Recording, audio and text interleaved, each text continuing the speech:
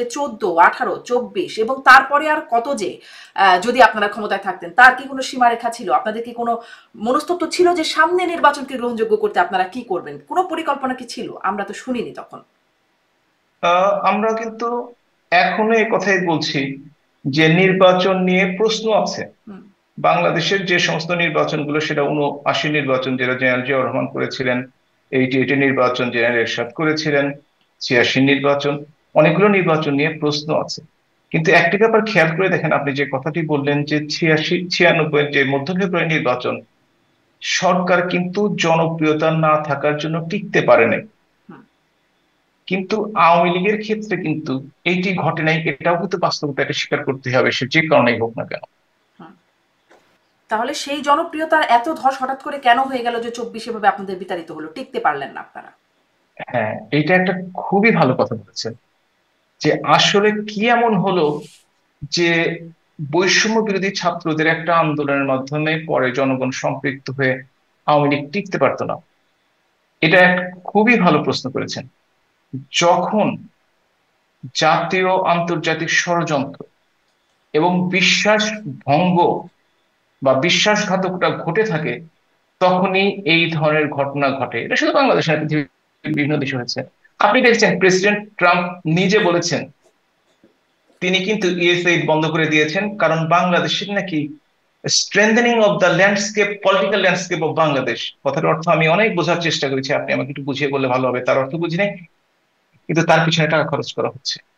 আপনি দেখে থাকেন ভলকার টার্ক, ইউএন এর মানবাধিকার কমিশনের তিনি কমিশনার, তিনি কিন্তু বিবিসির সাক্ষাৎকারে স্পষ্ট বলেছেন আর্মিকে বলে দেওয়া হয়েছে কোন প্রকার পক্ষ অবলম্বন করলে তাদের কিন্তু বাংলাদেশের যে বাংলাদেশের সামরিক বাহিনীর সদস্যরা যে শান্তিরক্ষী বাহিনীতে সেটাতে অসুবিধা হতে পারে। এবং আপনি যদি এখন দেখে থাকেন তাহলে দেখবেন যে এই যে ছাত্রলীগের মধ্যে শিবিরের কর্মীরা লুকিয়ে ছিল, তারা অত্যাচার করেছে বিভিন্নকে, আপনার এগুলো কিন্তু অস্বীকার করার কিছু নাই।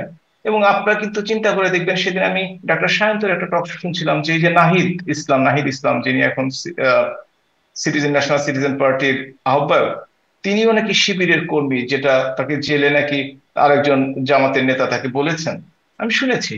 সুতরাং সবাই মিলে যদি একটা এমন অবস্থার সৃষ্টি হয়েছিল, বিশেষ করে জাতীয় এবং আন্তর্জাতিক ষড়যন্ত্র, এটা ঘটতেই পারে। এবং এই হুম, যে আপনি যদি জনপ্রিয়তার মাপকাঠি বাংলাদেশের ক্ষেত্রে, যদিও নির্বাচন নিয়ে প্রশ্ন আছে, তবুও 2008 সালের নির্বাচন বাংলাদেশ আওয়ামী লীগ 48 ভাগের বেশি ভোট পেয়েছিল, হুম, এটা আমি সবাই জানি। আওয়ামী লীগের সবচেয়ে দুঃসময়ে 75-এ জাতির পিতা বঙ্গবন্ধু শহীদ হওয়ার পরে যে নির্বাচনটি হয় জেনারেল জিয়ার জেনারেল জিয়ার সামরিক শাসনের সময়, সেই সময়টিতে সবচেয়ে খারাপ সময় কিন্তু আওয়ামী লীগ 25 ভাগের বেশি ভোট পেয়েছিল, সেটি সবচেয়ে কম ভোট পেয়েছিল তাদের ইতিহাসে। এত কম ভোট কোনোদিন পায়। সুতরাং আপনাকে বিবেচনায় রাখতে হবে যে দলটি 35 থেকে 40 ভাগ জনগণের সমর্থনে আহ, আহ, নিয়ে আছে, সেই দলটি হ্যাঁ ভুল করেছে, অন্যায় করেছে। বেশি দিন ক্ষমতায় থাকলে ভুল হয়ে যায়, অনেক কিছু অন্যায় হয়ে যায় করেছে। তার জন্য অবশ্যই সেই ব্যাপারে শাস্তি যদি কোনো থেকে থাকে আইন অনুযায়ী বা আছে নিশ্চয়ই, সেটা অবশ্যই পাবে, সেটা আমি হলেও হবে, তাতেও কোনো অসুবিধা নেই। আপনি বলছেন জাতীয় আন্তর্জাতিক ষড়যন্ত্র এবং বিশ্বাসঘাতকতা। জাতীয় আন্তর্জাতিক ষড়যন্ত্রের বিষয়টা মোটামুটি বুঝলাম। বিশ্বাসঘাতকতা কে করেছে? আপনি যদি দেখে থাকেন যে আগের দিনও যারা বিভিন্নভাবে নিয়োগ প্রাপ্ত বিভিন্ন কর্মকর্তাগণ, তারা আগের রাত অর্থাৎ 4 তারিখের রাতে যে কথাগুলো বলে গণভবন ত্যাগ করেছেন, পরবর্তীকালে পরদিন সকালে কিন্তু তারা সেই কথাগুলো রাখেন নাই। কেন রাখেন নাই? তাদের উপর কোথা থেকে চাপ এসছে, তারা কি করেছে, তাদের কমান্ড ফলো করেছে কিনা, এগুলো বিস্তারিত আসলে জানার ব্যাপার আছে। তবে ওই সময়টিতে যেহেতু আমি সরাসরি কোনো কাজের সাথে ইনভলভ ছিলাম না, আপনারা জানেন যে আমি সেই সময় এমপিও ছিলাম না, পার্টির কোনো গুরুত্বপূর্ণ দায়িত্বেও ছিলাম না, আপনি নিশ্চয়ই জানেন। এবং সেই জন্য ভিতরের খবরটি পাওয়াটা আমার জন্য কঠিন।